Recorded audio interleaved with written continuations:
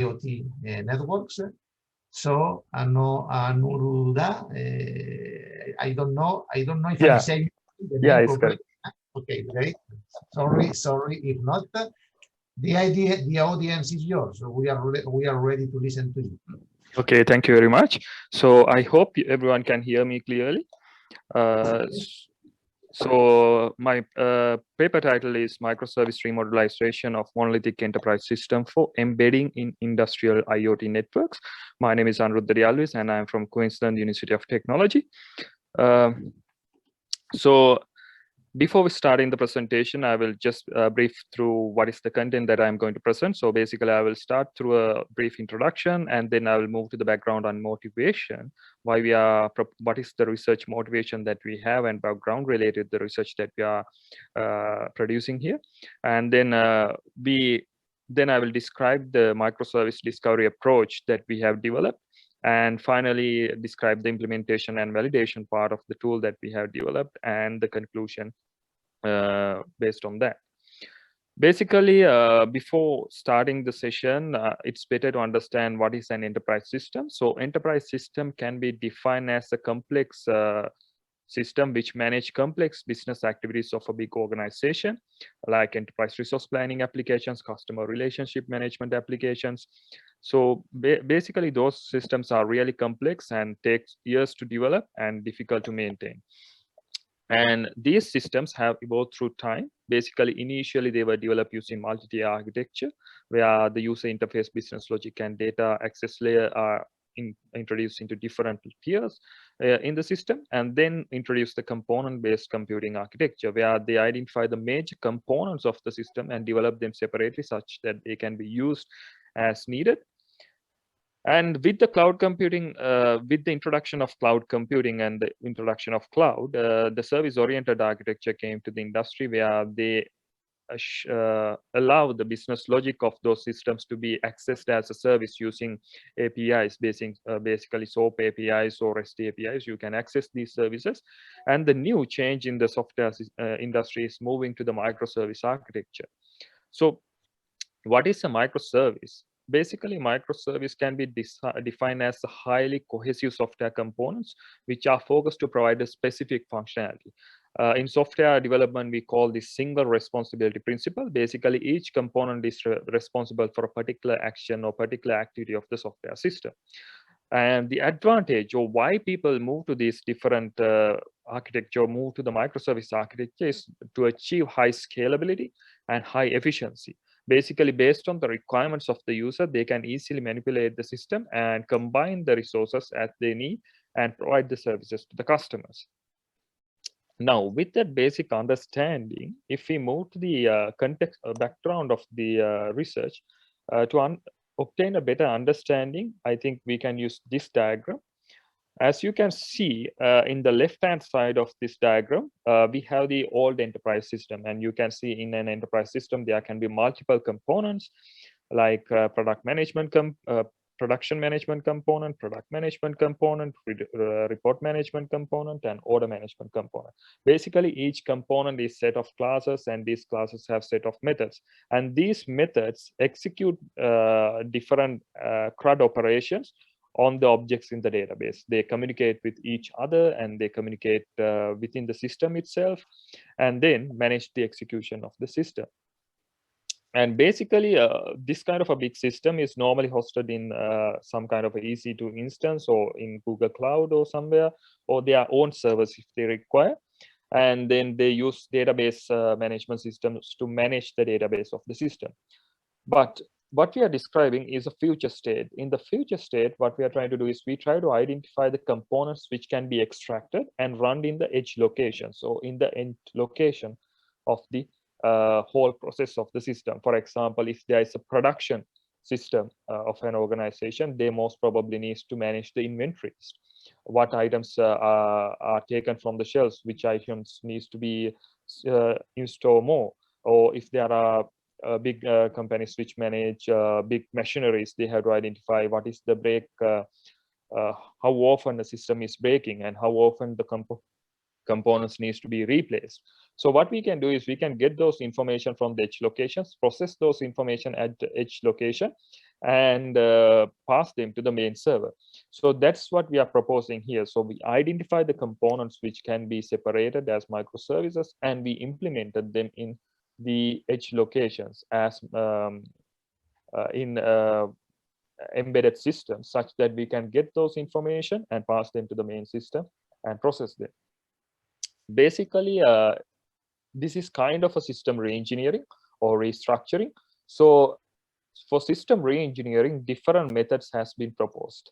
Basically, we can factor them into two different aspects, like dynamic system analysis and static system analysis. The dynamic system analysis basically means that you analyze the execution logs of the system, you analyze the execution patterns of the system.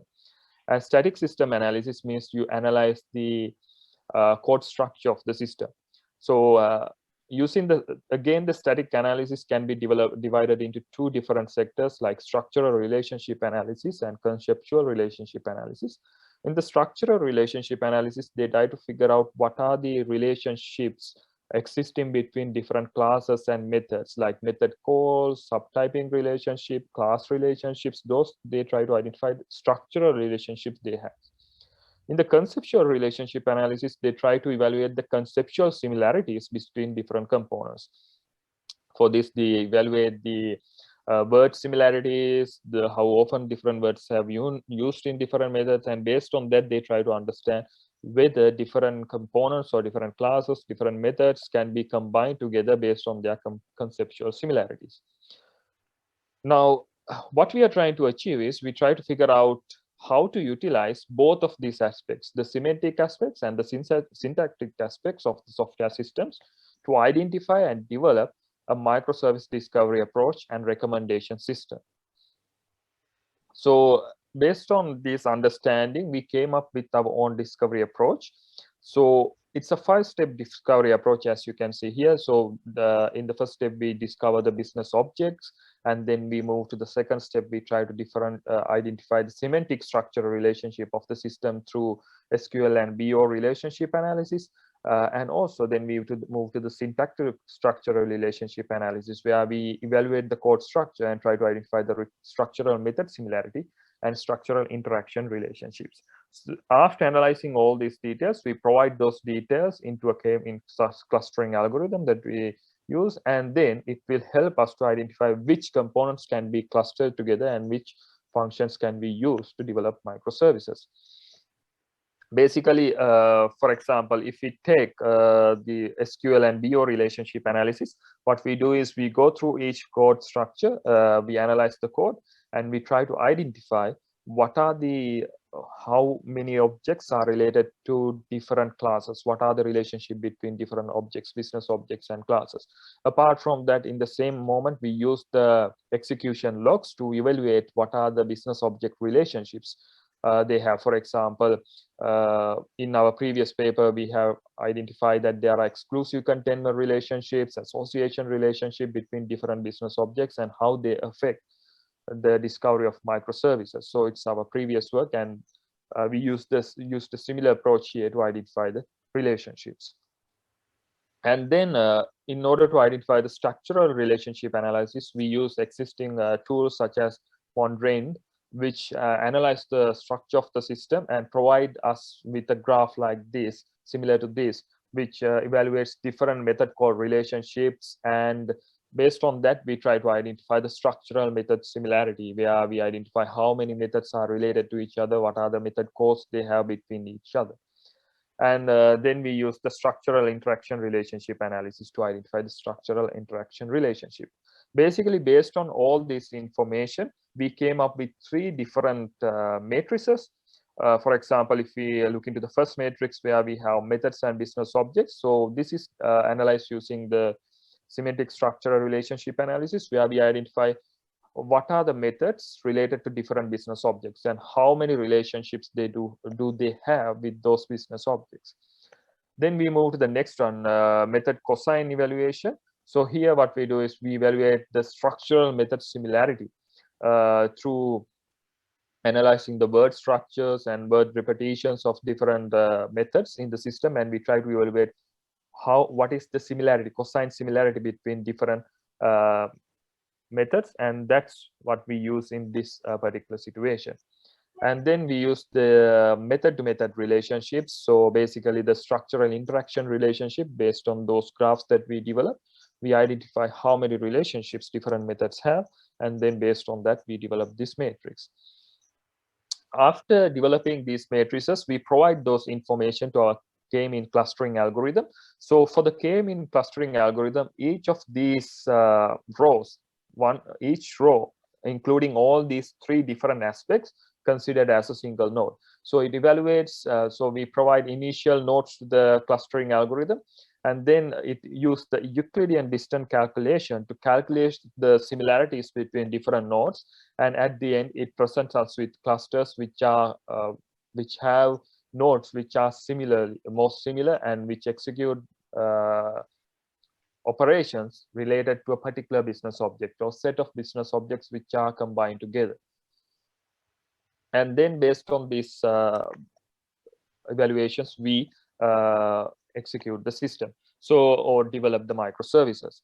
And for the implementation, for validation, we evaluate this approach against an open source enterprise system, which is called Doliba. It contains about 1,850 classes, 250 tables, and 660 different attributes in this database, which are concatenated into 39 business objects. So what we did is, after evaluating this system or executing our discovery system against the Doliba, it presents us with different microservices, and based on these microservice recommendations, we implemented them in Raspberry Pi as microservices and tested them against the main system. So the testing is set up in several steps. Initially, we tested the enterprise system itself by hosting it in Amazon EC2 instance, combining with MySQL system in the instance in Amazon.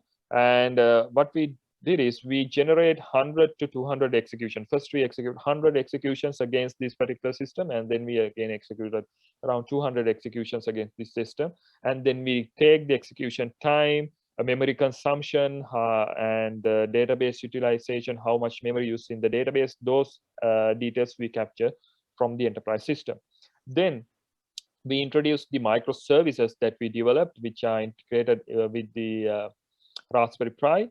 And then we execute the whole system, the enterprise system and IoT system, together as a single system, such that when they need some requirements, they get the information from the end system and communicate with the enterprise system.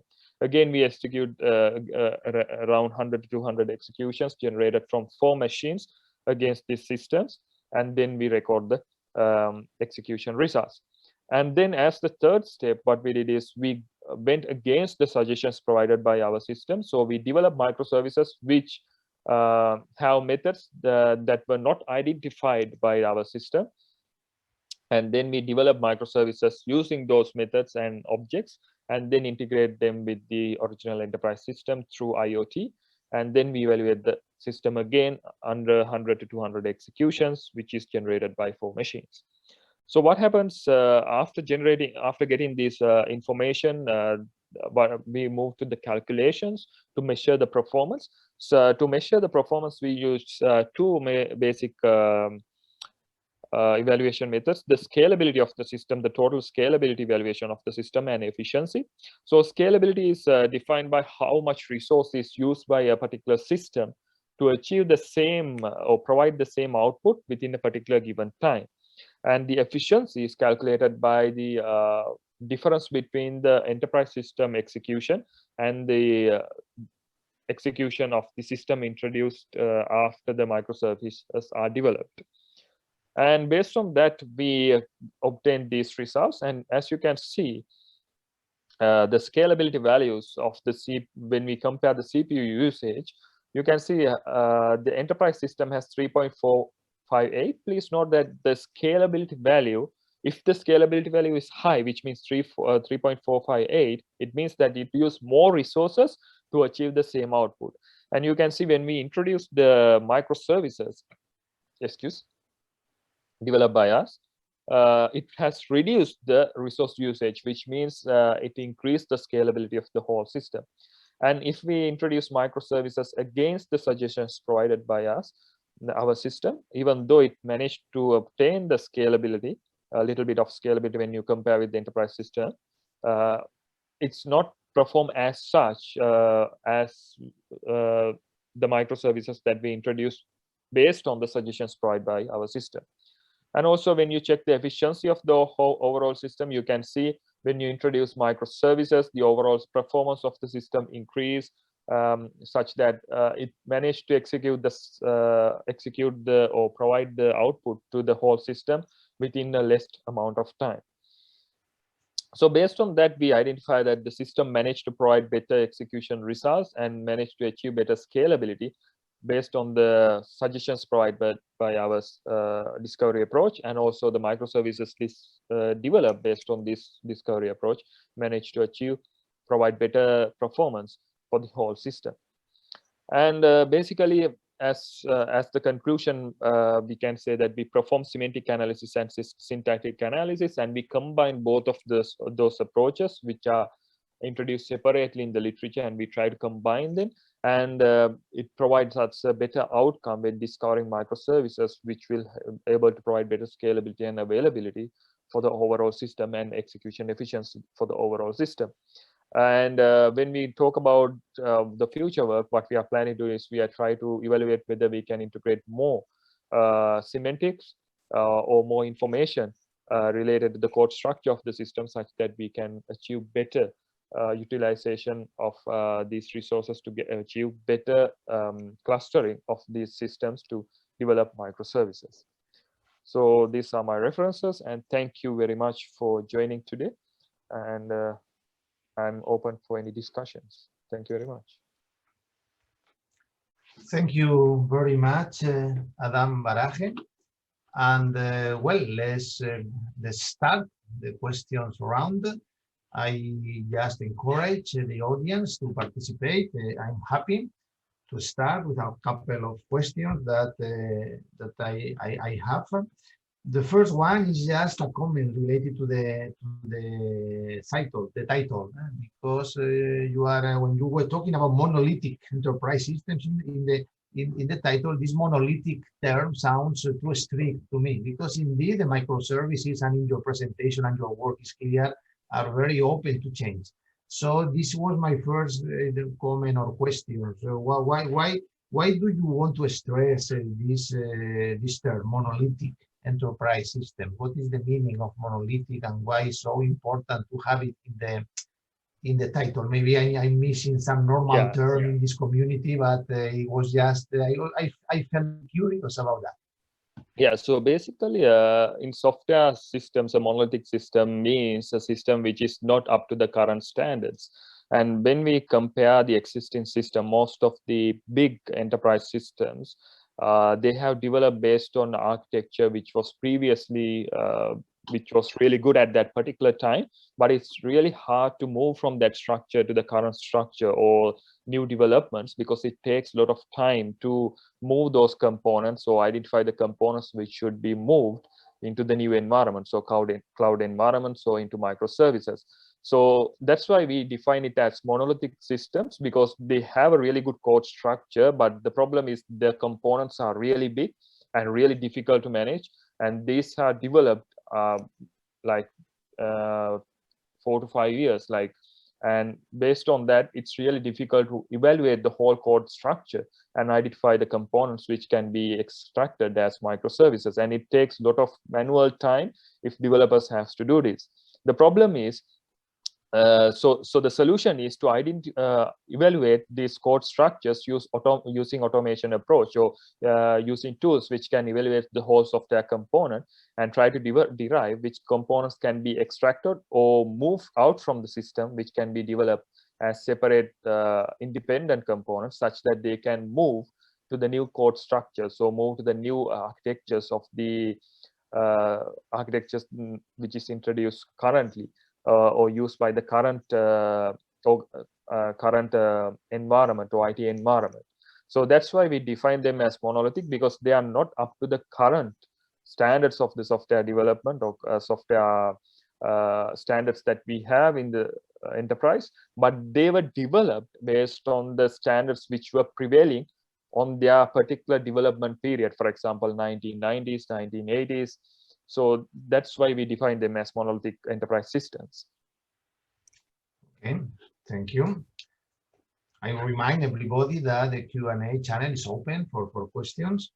And meanwhile, well, let me make Adam Baraje a connection with the previous work, where the ontological connection was explicit. So it was a clear attempt to characterize conceptually and ontologically what are the main concepts that characterize, in that case, digital platforms. But here you are talking about microservices, and you start defining what is a microservice, and this is clear. But what about the modeling counterpart? Because at the end you are trying to capture, to discover, to find out microservices in the enterprise system. Are there any, or does it make sense to use modeling strategies to identify these microservices, or are you in some way, probably not explicitly as in the previous work, but implicitly, aren't you providing a kind of ontological background for microservices when you just establish that there are dynamic, static static dimensions for system analysis, and you just separate the dimensions of semantic, structure, conceptual relationships? Doesn't it in some way an ontological characterization of the domain, even if you don't call it or don't use the term ontological in your work when you try to characterize microservices? So this is the two parts of the question. If you are implicitly providing an ontological background, and what about the modeling counterpart of the microservice notion? So from the aspects of ontological, but what I can say is in our software, when we develop the system, what we try to identify is what are the business objects in a particular software system that we can extract, and then identify the relationship between them. Obviously, in a software system, they are not defined as business objects as per se. They have different database tables which are communicating with each other, which are related to each other, which have different relationships. So what I can say as the ontological part, what we manually did is we manually processed some database tables, and based on those database table relationships, we try to evaluate what are the business objects we can derive based on that. Okay, these different tables are related to this business object. These different tables are related to this different business object. So we provide those information from the user's end manually. So users provide the details of the business objects in the system, and then based on that, what the system performs is system try to evaluate which tables are related to these business objects, and through those relationships, they try to evaluate, okay, if a class is related to a particular table, and then it evaluates to which table, which object those tables are related to, and based on that, it gets the count of the relationship a particular class or method has with a particular business object. So that's what we can define as providing some kind of ontological information, but not as per se used by, I think, Thomas. But on the other hand, when we move to the structural analysis of the system, again, we not necessarily provide other information as, okay, these are the ontologies that you have to use. What we did is we evaluate the whole code structure, and then we evaluate the different words which are related to the whole software component. And based on that, we identify what are the words related to different methods, and what are the similar words used by different methods. And based on that, we came up with the conceptual similarity between different methods. This is the conceptual similarity is something previously used in the literature. So we use the same approach here to evaluate the similarity between two different methods. And basically, that's the approach we follow to evaluate the similarities and differences between different methods, and then pass those details for the evaluation. So I think that's hopefully that answers your question. But as per ontology, we haven't used anything similar to what Thomas is describing as ontology or information as such. But basically what we provide is the business object relationships, the table relationship as extra information for the evaluation. Okay, thank you. But I think that you are probably this, but this is just my feelings. I don't know. I don't know if I am right, but I think that you are providing some extra hidden contribution in your work that is making some conceptual clarification of the concept of a microservice. Because when you are trying to identify them and you are using these different dimensions that cover the different points of view that what a microservice implies, you are as I was saying, implicitly you are making such a kind of ontological exercise, because you are characterizing, clarifying conceptually what is a microservice. So exactly. You know that this is a concept that is very controversial, because when you have given a definition of what is a microservice, but normally definition very open to interpretation. So, well, as you are being concrete and you are doing something that has a practical application and you are dealing with real microservices and you are discovering them, I think that you are getting a very valuable ontological based knowledge about what is really a microservice. So I think that ontologically speaking, this can be a very interesting contribution, that is showing me more the conceptual part. The key term here is conceptual clarification. So I understand better with your work what a microservice is than looking at other papers that are about architectures of microservice, what at the end everything is a mess and you don't know really what the authors are talking about. Okay. Yeah, thank you very much. Yeah. Well, I don't know if there is. Finally, I have a third question that I'm interested in asking before.